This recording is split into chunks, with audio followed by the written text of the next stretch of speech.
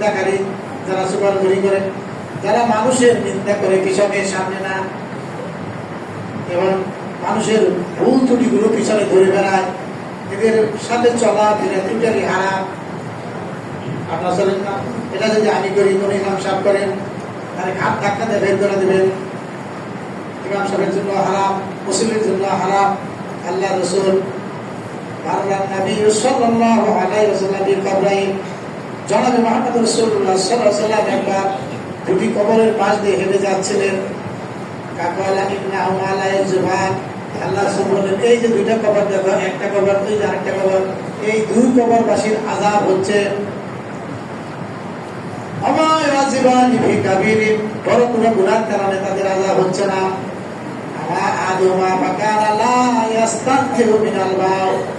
একজন লোকের কবরে আযাব হচ্ছে, সে পেশাব করার সময় পবিত্রতা ভালোভাবে অর্জন করতো না।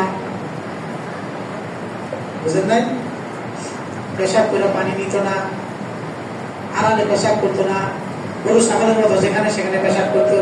আছে না কিছু মানুষ? একজনের শাস্তি কেন সে কি করতো? প্রসাদ করার সময় ভালো করে পবিত্রতা অর্জন করতো না। আরেকজন কেন?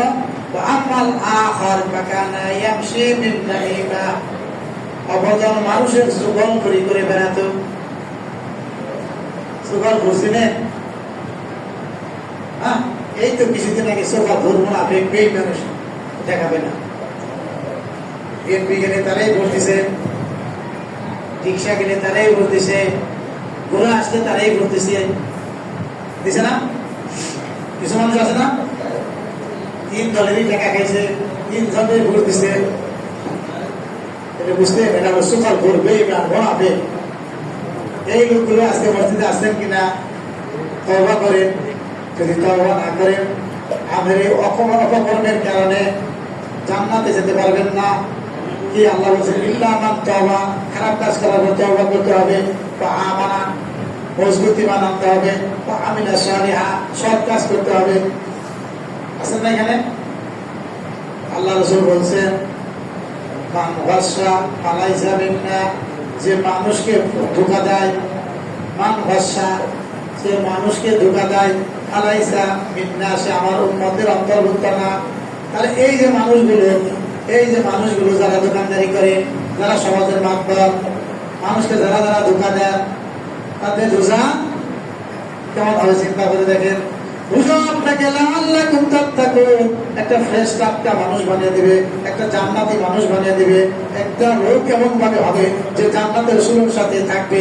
একটা লোক রোজা রাখার বলে এমন পবিত্র হবে যে ইব্রাহিম আলাইহিস সালামের সাথে জান্নাতে থাকবে, আদম আলাইহিস সালামের সাথে থাকবে, তারা আবু বকর, ওমর, উসমান, আলী রাদিয়াল্লাহু আনহুর সাথে জান্নাতে থাকবে। এটাই বলা হয়েছে লাআল্লাকুম তাত্তাকুন। আপনি রোজা থাকেন, আপনি ঘুষ খান, আপনি রোজা থাকেন, কি বেনামাজি, আপনি রোজা রাখেন, কিন্তু কি করছেন? গতকাল না আগের দিন রেজনা আছে না, উপদেষ্টা ছিল সাবেক, তার বক্তব্য শুনছেন। কত বড় পাপিষ্ট, জুলাই সনদের সাথে গাদ্দারি করেছে, জনগণের সাথে গাদ্দারি করেছে, অথচ রাষ্ট্রের এই জনগণের টাকা ভোগ করেছে, জনগণের টাকায় গাড়ি চলেছে, জনগণের টাকায় বাধা নিয়েছে, রাষ্ট্রের সাথে সে গাদ্দারি করেছে। যদি এই রাষ্ট্রটা ভালো হতো, তাকে এনে রিমান্ডে নিয়ে তার কাছে সকল তথ্য আদায় করে কঠিন বিচারের মুখোমুখি তাকে করা হতো। সে জনগণের ভোট চুরির সাথে জড়িত, আর যে চুরি করেছে প্রমাণিত হলে তার হাত কেটে দেওয়া দরকার। তাহলে আমাদের রাষ্ট্রের যত কর্মকর্তা আছে অধিকাংশ জনগণের সাথে গাদ্দারি করে, জনগণের টাকা লুটপাট করে খায়, ঘুষ খায়, সুদ খায়, জনগণের স্বার্থ দেখে না। যদি কেউ দেখে তাহলে কি করে? কুষ্টিয়ার ডিসির মতো দেখে, মুহূর্তের মধ্যে গোষ্ঠী করবে। কারণ কি? তার বস্ত্র বেনামাজি, আল্লাহ ধরি, খোদা ধরি। সমাজ ভাইরা, তাহলে রোজা থাকলে এই ধরনের কাজ করা যাবে না। আরেকটি কথা বলে দেই, বলে আমি শেষ করি। সব ধরনের বাদ্যযন্ত্র থেকে রোজা থাকলে কি কিনা বাজে ধরে নাকি? বাদ্যযন্ত্র বোঝে, ঢোল বাজনা কানের মধ্যে ব্যবহার করি, বাজনা তালে তালে নাচে।